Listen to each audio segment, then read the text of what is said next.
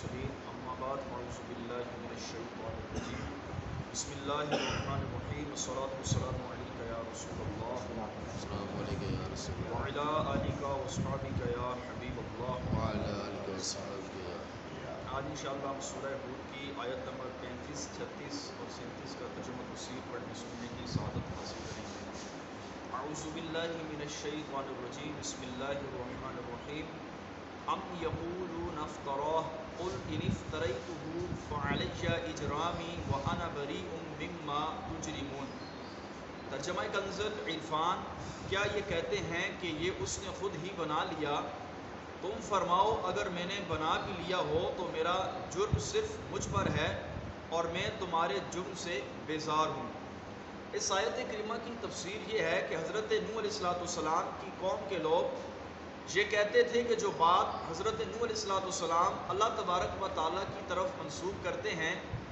وہ انہوں نے اپنے پاس سے ہی بنا لی۔ تو اے نوح علیہ السلام تم ان سے فرما دو بالفرض اگر میں نے اپنے پاس سے ہی بنا لی تو مجھے میرے گناہ کی سزا ملے گی، لیکن حقیقت یہ ہے کہ تم نے میرے اوپر جو تہمت لگائی میں تمہارے اس جرم سے بیزار ہوں۔ اس آیہ کریمہ کی تفسیر کے مطابق اس کا تعلق حضرت نوح علیہ السلام کے واقعے کے ہی ساتھ ہے کہ آپ علیہ السلام نے جب ان کو اللہ تبارک و تعالیٰ کی وحدانیت اپنی نبوت اور رسالت کی طرف دعوت دی تو انہوں نے کہا کہ آپ نے سب کچھ معاذ اللہ اپنی طرف سے ہی بنا لیا۔ اس کی دوسری تفسیر یہ ہے کہ اے حبیب صلی اللہ علیہ وسلم کیا کفار مکہ یہ کہتے ہیں کہ محمد صلی اللہ علیہ وسلم نے یہ قرآن خود ہی بنا لیا، اور یہ کہہ کر کفار اسے اللہ تعالیٰ کا کلام ماننے اور اس کے احکام ماننے سے گریز کرتے ہیں اور اس کے رسول پر بہتان باندھتے ہیں، ان کی طرف افطراح کی نسبت کرتے ہیں جن کی سچائی روشن دلائل اور مضبوط حجتوں سے ثابت ہو چکی۔ لہٰذا آپ ان سے فرما دیجئے اگر بالفرض میں نے یہ قرآن کریم خود بنا لیا ہو تو میرا جرم صرف مجھ پر ہے جس کا وبال ضرور آئے گا، لیکن بحمدہ تعالیٰ میں سچا ہوں تو تم سمجھ لو کہ تمہاری تکذیب کا وبال تم پر پڑے گا، اور تم نے میرے اوپر جو تہمت لگائی ہے میں تمہارے اس جرم سے بیزار ہوں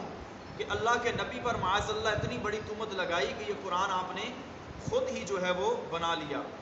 وَأُوحِيَ إِلَى نُوحٍ أَنَّهُ لَن يُؤْمِنَ مِن قَوْمِكَ إِلَّا مَنْ قَدْ آمَنَ فَلَا تَبْتَئِسْ بِمَا كَانُوا يَفْعَلُونَ۔ اور نوح کی طرف وحی بھیجی گئی کہ تمہاری قوم میں سے مسلمان ہو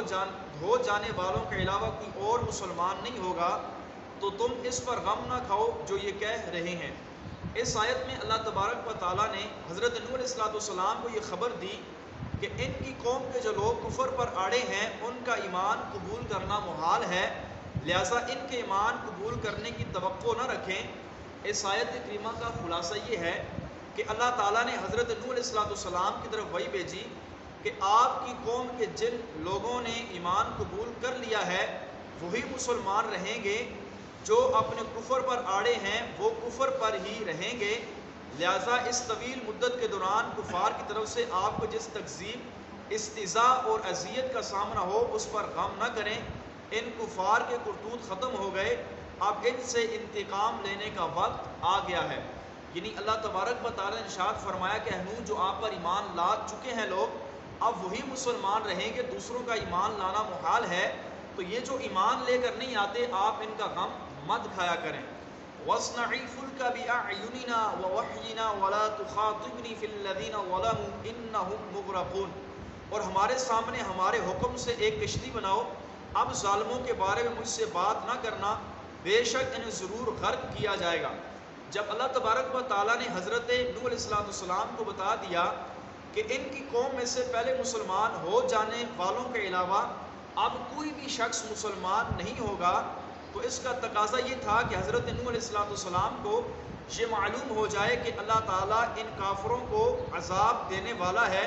اور چونکہ عذاب کئی طریقوں سے آ سکتا تھا اس لیے اللہ تعالیٰ نے حضرت نوح علیہ السلام کو بتا دیا کہ وہ عذاب ڈبوئے جانے کی صورت میں ہوگا، اور ڈوب جانے سے نجات کی صورت صرف کشتی کے ذریعے ہی ممکن تھی، اس لیے اللہ تعالیٰ نے حضرت نوح علیہ السلام کو کشتی تیار کرنے کا حکم ارشاد فرمایا۔ چنانچہ ارشاد فرمایا کہ ہماری حفاظت میں اور ہماری تعلیم سے کشتی بناؤ، اور ظالموں کے بارے مجھ سے ان کی شفاعت اور ان سے عذاب دور ہو جانے کی دعا نہ کرنا، کیونکہ غرق ہونا اب ان کا مقدر بن چکا ہے۔ کہ آپ علیہ السلام نے 950 سال تک تبلیغ کی ہے، اتنی لمبی مدت میں تبلیغ کرنے کے باوجود بھی ان لوگوں نے اپنا کفر نہ چھوڑا۔ تو فرمایا اے نوح اب ان کی سفارش مت کرنا کہ ان لوگوں کا غرق ہونا ان کا مقدر بن چکا ہے۔ مروی ہے کہ حضرت نوح علیہ السلام نے اللہ تبارک و تعالیٰ کے حکم سے ساج کے درخت ہوئے، 20 سال میں یہ درخت تیار ہوئے، اس عرصے میں مطلقاً کوئی بھی بچہ پیدا نہ ہوا۔ اس سے پہلے جو بھی بچے تھے وہ سارے کے سارے بالغ ہو چکے تھے، اور وہ بالغ ہو گئے، اور انہوں نے بھی حضرت نوح علیہ السلام کی دعوت قبول کرنے سے انکار کر دیا۔ پھر آپ علیہ السلام کشتی بنانے والوں کے اندر مشغول ہو گئے، اور آپ نے جب کشتی طویل کی تو اس کے بعد آگے کیا ہوا، وہ سارے کا سارا سلسلہ آگے آ رہا ہے۔ تو آپ علیہ السلام کی امت کے جو بچے تھے یہ سارے کے سارے بالغ ہو چکے تھے، کہ بچے جو ہوتے ہیں یہ گناہوں سے پاک ہوتے ہیں، معصوم نہیں ہوتے، گناہوں سے پاک ہوتے ہیں۔ تمہارے اوقات بسا اوقات بچوں کو کہا جاتا ہے یہ معصوم ہے، تو معصوم نہیں بلکہ بچوں کو کہا جانا چاہیے کہ یہ گناہ کرنے سے پاک ہیں، کہ نابالغی کی حالت میں ان سے اگر گناہ ہوتے بھی ہیں تو ان کے گناہ لکھے نہیں جاتے، یہ نابالغ ہیں۔ تو اسی طرح جب آپ علیہ السلام کی امت پر قیامت آئے گی تو قرب قیامت کے اندر بھی کوئی بچہ نابالغ نہیں ہوگا۔ 40 سال سے پہلے علماء فرماتے ہیں بچے پیدا ہونا بند ہو جائیں گے۔ جو بچے اس وقت ہوں گے 40 سال کی عمر میں یہ سارے کے سارے جوان ہو جائیں گے۔ اس کے بعد جو ہے لوگوں پر قیامت برپا کی جائے گی۔ اللہ تبارک و تعالیٰ کی بارگاہ میں دعا ہے اللہ کریم ہم سب کو ان آیات بینات سے عبرت حاصل کرنے کی توفیق عطا فرمائے، آمین بجاہ النبی الامین صلی اللہ علیہ وسلم۔